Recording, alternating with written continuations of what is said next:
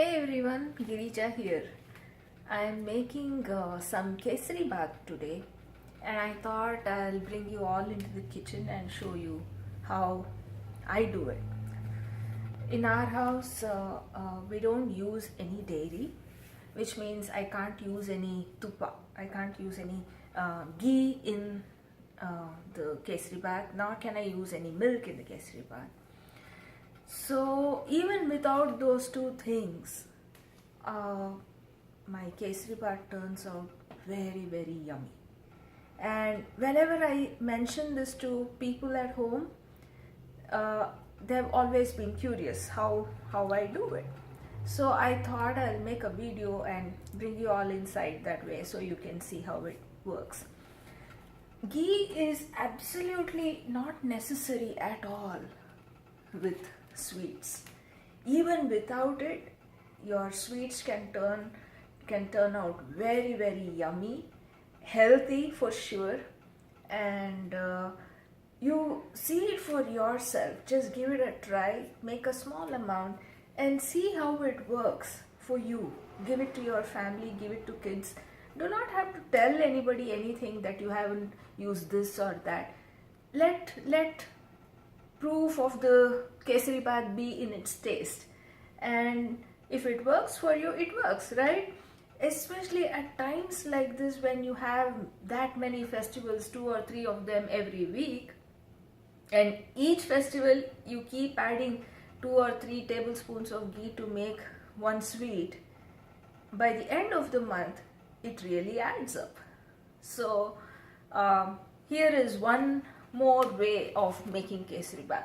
And yes, by the way, when I say Kesaribath, what I have in my head is that Satyanarayan Prasada type of Kesaribath. I have run out of plantains today, otherwise I would have added that. So right now what we are going to make is minus the plantains. That's such a big part of the Kesaribath I make, but it's okay for today. For this video I don't have it. Shall we get started? So I have here some chopped cashews and some raisins, and the heat is on low, medium, and I will be just stirring this lightly and making this brown. Even at this point I do not use any ghee to do the tadka of these two cashews and raisins. Also I don't use any ghee, and I just want you to watch that. I'll just run and get myself a ladle.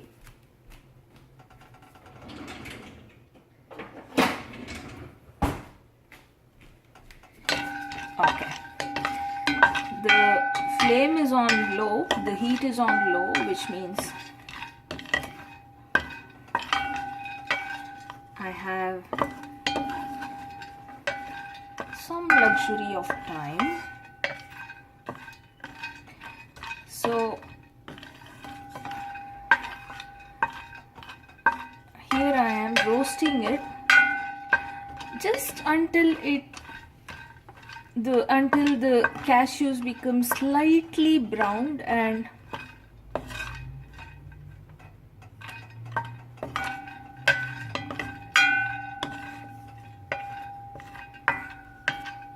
just until I get the slight aroma of roasted cashews.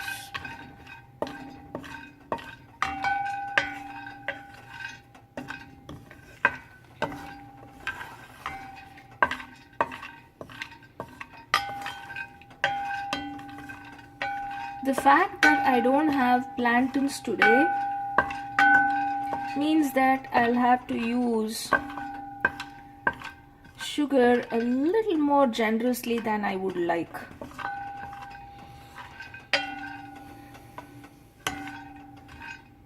Most of the time I don't even keep sugar at home because I have no use for it.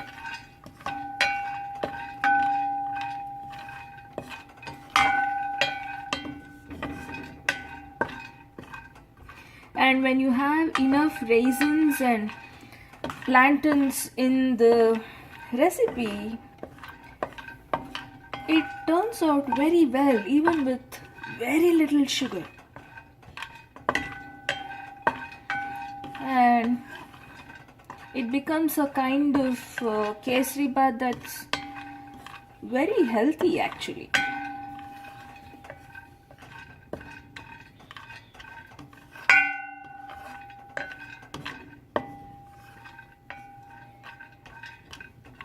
I'm not suggesting that we can eat limitlessly, but just saying it is gonna be quite a healthy sweet, relatively speaking.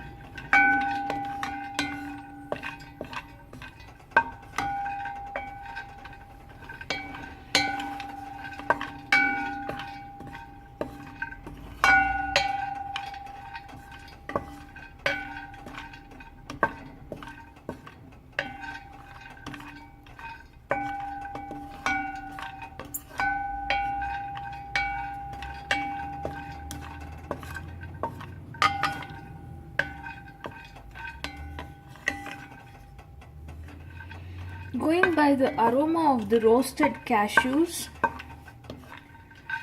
I am going to now take this off of the heat.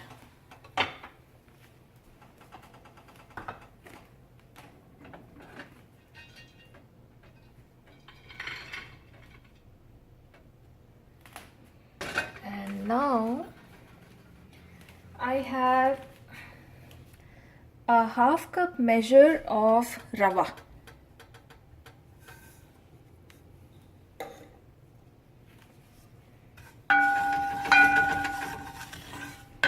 And I'm gonna roast this rava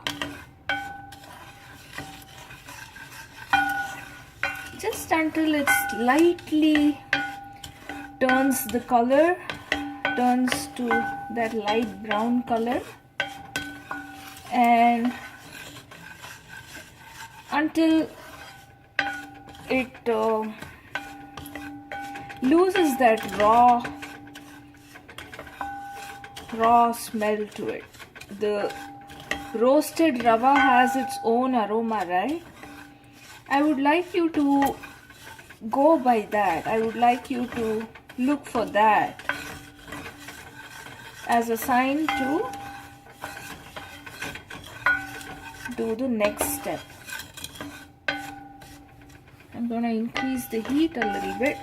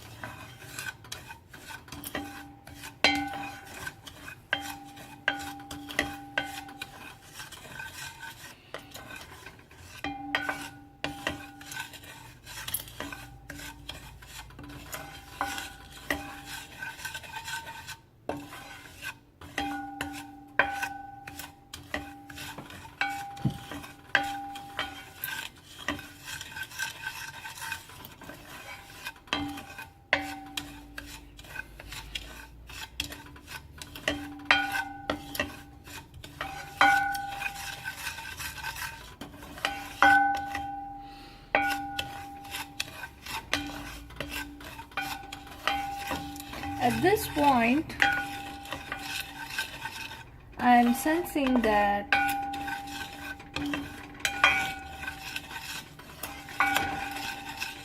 roasted aroma of the rava. And what I'll do is reduce the heat, and here is my ghee substitute. This is actually powdered almonds. It's almond flour. I'll just show you the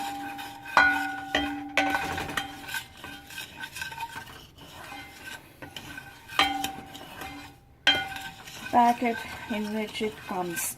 I get almond flour ready to use.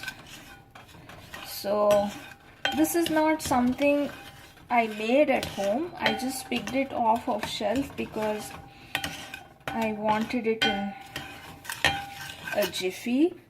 But it's very, very doable at home. You can make your own almond flour at home. So what I did was to roast the rava until it slightly turned color and it started giving out that lovely aroma. And then I added the powdered almonds, the almond flour. And now it looks like this. I'm going to remove this into another bowl so I can mix them both together. So what I'm doing is pretty much what you would do if you were using ghee. If you were using ghee, you would have roasted the rava with ghee and you would have roasted it and mixed it such that all the particles of rava would get coated with ghee, right? So that's pretty much what I'm doing, but I'm using almond flour to do it. So here we have, this is almond flour and rava. I have briefly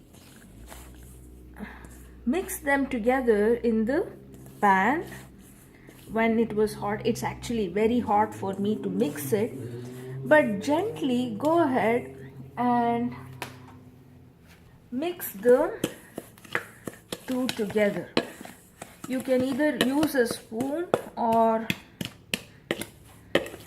wait for a little bit and use your fingers, but please be very, very careful.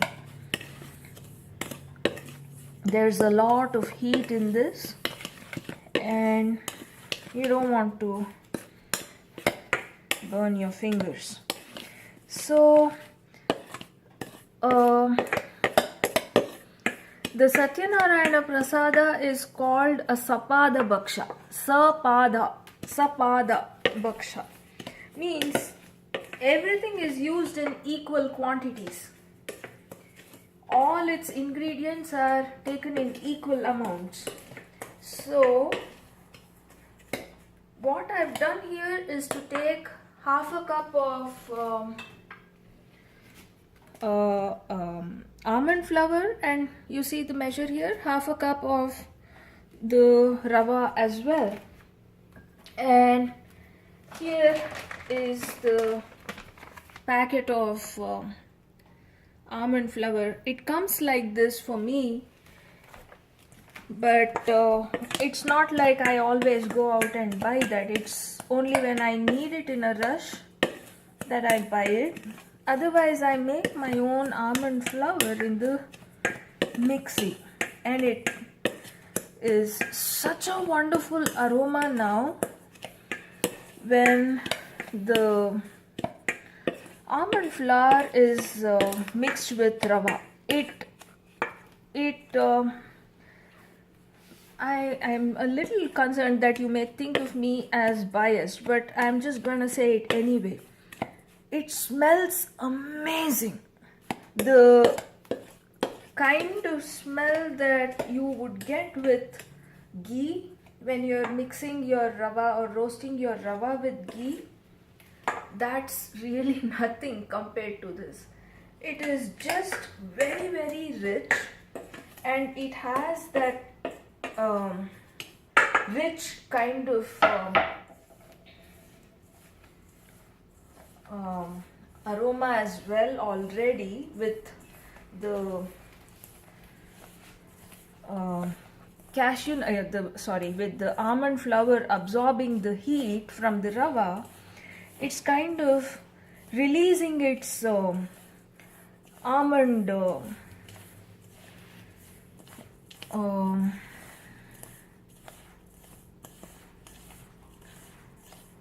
aroma into the mixture, and it's just very good at this point, the smell here. So once you have mixed it thoroughly, you will find that it's not very oily, but it is not like how the plain rava would be, but it's in between, because almond has its own fat content, oil content, right? And because of the hot rava that is released into the mixture, so this mixture what I'm having here is already feeling a little on the oily side, slightly on the oily side. And so this is going to be our rava almond mixture. And now, since we are not going to use any milk as well, I have some water. I'm going to take the same half cup measure of water, and I'll allow it to come to a boil. And now I'll answer one question that may be there in your head already. You are probably wondering, okay, she doesn't want to use ghee. I understand that. But why couldn't she just use some oil and make this Kesaribath, you may be wondering. That's how most cooks make, right? The cooks at the wedding places wherever they make Kesaribath, that's what they would do. I'm sure they don't use ghee. I'm sure they don't use desi ghee, unless of course you pay that kind of money for it. They would use some kind of oil, sunflower oil or whatever, and they make it. Why couldn't I do the same thing, you may be wondering? It's for this reason. Oil is not even thought of as food. Nutritionally, it is just fragmented, hyper concentrated plant material and food like substance. That's how it is described. Food like substance, which means it is absolutely toxic to your health. You don't want to be using oil. As much as possible, you are supposed to be keeping it away.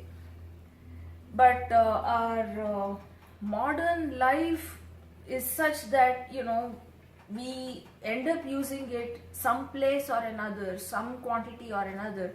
To bring it to an absolute zero is my goal too. I am not yet quite there. But still, I make it a point to reduce it as much as possible. I certainly don't use it in tablespoon kanak. I don't use it in the multiples of tablespoons. I don't even use a tablespoon of oil at once. So whatever I use is very teeny tiny amounts where it cannot be avoided at all. That's it. I may just spray some oil. That's about it. So here the water is boiling, and what I'll do is, just like how we would add the rava into the liquid if we were making upma or Kesaribath or whatever, and just keep stirring it. That's exactly what I'm doing here. I'm slowly adding the rava into the water, and I'm mixing vigorously so that it doesn't become a lump. So we are done adding all the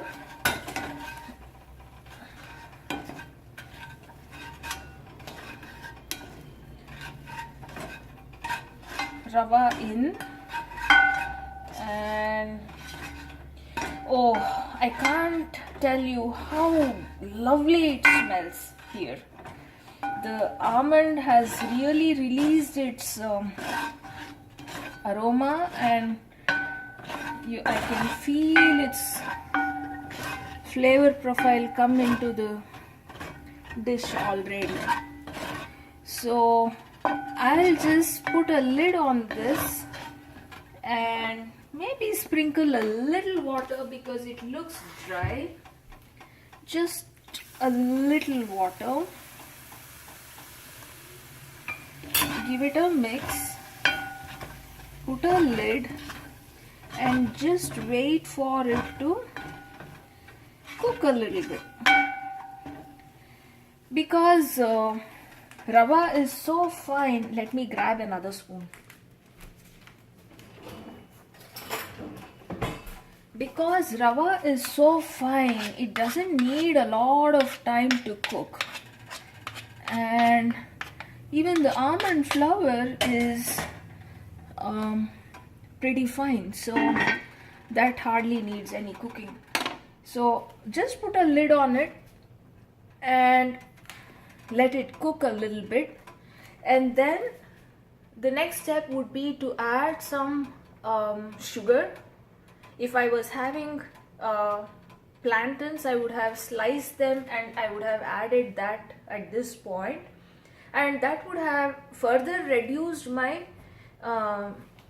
quantity of sugar, because plantains are sweet anyway. I have some sugar here. Let me take the right amount for us. I don't like my sweets very sweet. I find them very cloying. So that would be a full half cup. I don't think I want to do a half cup. I'll keep it more like half a cup. Half of half cup. So that is just 1/4 of a cup. And besides, I have all the raisins that go in also as well. So raisins are sweet, so I won't need as much sugar. I'll just wait for this thing to get done, just a minute or so, and then we can add the sugar. So this is how I make Kesaribath in our house without any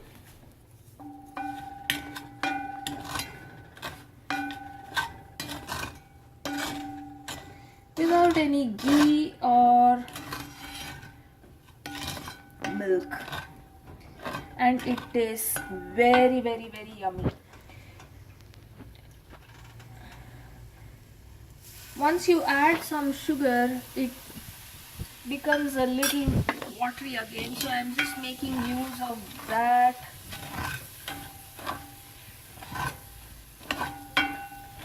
Water releasing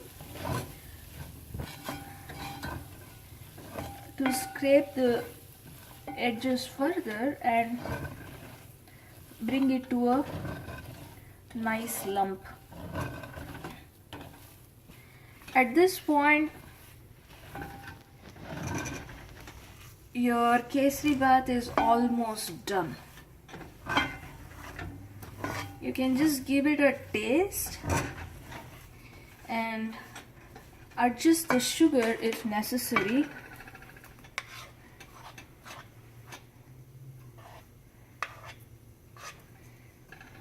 And you're done. Let me just give it a quick taste test. See, this is something I want you to appreciate. There is just no stickiness whatsoever. I haven't used a drop of oil also, no ghee, no nothing. And the Kesaribath just doesn't stick. How good is that? Why would you want any ghee for this? Let me taste it.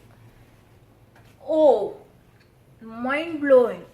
Guys, Please taste this and see. I don't see any reason why you have to be spending so much money on the damn ghee and milk and everything, and it causes so much weight gain. It's not good for health. It blocks your arteries. Why would you want that? It is mind blowing. So the final step for me would be to add the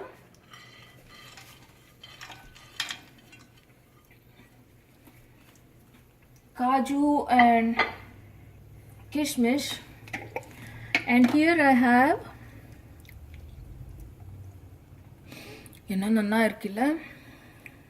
you're able to smell this. This is cardamom. I have kept a small amount of it already powdered, so I added that, and now I'm adding a pinch of saffron. Look at this. I could have added this earlier when I was heating that milk, heating the water, but this is still okay. And then, oh man, what a lovely smell.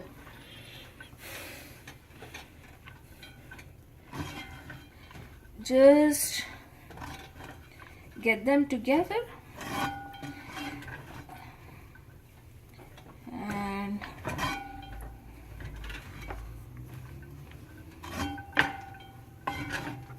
I can't wait to taste this thing. No, the taste is over. Now all that's left is the hogging part.